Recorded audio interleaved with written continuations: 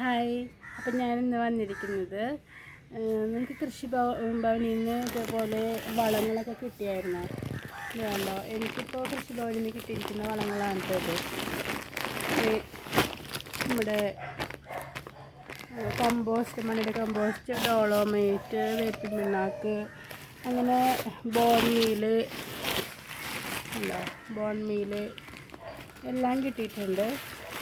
അപ്പം നിങ്ങൾക്കൊക്കെ കിട്ടാത്തതായിട്ടുണ്ടെന്നുണ്ടെങ്കിൽ എത്രയും പെട്ടെന്ന് നമ്മുടെ അടുത്തുള്ള കൃഷിഭവനിൽ സാറിനോടൊക്കെ ചോദിച്ചിട്ട് വാങ്ങിക്കും കേട്ടോ. കൃഷി ചെയ്യുന്ന ഒത്തിരി ആൾക്കാരുണ്ട്. കൂടുതൽ കാശ് കൊടുത്ത് വളക്കടയിൽ നിന്നൊക്കെ വാങ്ങിക്കാനായിട്ട് ഭയങ്കര ബുദ്ധിമുട്ടായിരിക്കും പലർക്കും.